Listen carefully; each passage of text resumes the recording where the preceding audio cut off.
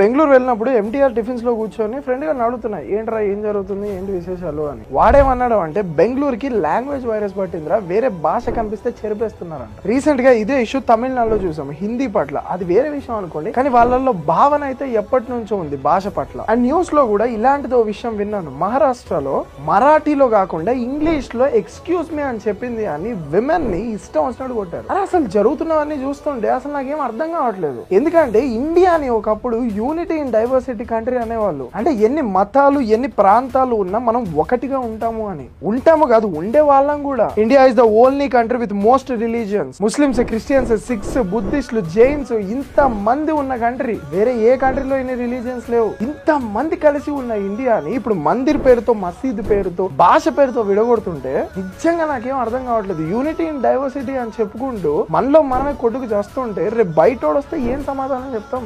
రేపు బయటోడు యుద్ధానికి దిగినప్పుడు కలిసికట్టుగా ఎలా నిలబడతాం? అరే గట్టిగా మాట్లాడితే ఆంధ్ర తెలంగాణకే పడదురా. వాళ్ళ మీద వీళ్ళు కామెంట్లు వేసుకుంటారు, వీళ్ళ మీద వాళ్ళు కామెంట్లు వేసుకుంటారు. ఇక పక్క స్టేట్స్ గురించి ఏం మాట్లాడుతాం? లేదా నాకు బెంగళూరులో ఫ్రెండ్స్ ఉన్నారు, చెన్నైలో నేను చదువుకున్నా, ఆంధ్రాలో నేను పుట్టాను, తెలంగాణలో నేను పని చేసుకుంటున్నా. కేరళ నేచర్ అన్న సినిమాలన్నా నాకు చాలా ఇష్టం. అరే నా వీడియోస్ కర్ణాటక వాళ్ళు ఎక్కువ చూస్తారా, కన్నడలో కామెంట్ పెడతారు. ఎప్పుడైనా బెంగళూరు వెళ్తే ఇంటికి రా అని చెప్పి ఇన్వైట్ చేస్తారు. అలాంటిది భాష పేరుతో ఏంట్రా ఎక్కడి నుంచి మొదలయ్యాయి ఇవన్నీ? అరే కలిసి ఉండాల్సిన మనం వేరే స్టేట్కి వెళ్ళాలి అంటే ఇప్పుడు భయపడుతున్నాం ఈ భాష భావనలతో. అరే అసలు స్వామి వివేకానంద గారు 1893లో చికాగోలో స్పీచ్ ఇచ్చింది దేనికిరా? అసలు ఏం చెప్పారు తెలుసా ఆయన? I'm proud to belong to a religion which has taught the world both tolerance, universal acceptance.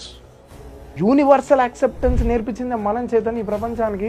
మన ఇండియా చాలా దూరం వెళ్ళాలి, చాలా చాలా దూరం వెళ్ళాలి. కలిసి నడవగలిగితేనే వెళ్ళగలుగుతాం. మనలో మనం కొట్టుకు చేస్తే. ఈ రీల్ ని మీ పక్క స్టేట్ ఫ్రెండ్ కి షేర్ చేయండి. అండ్ కాంటెంట్ నచ్చితే ఫాలో చేయండి.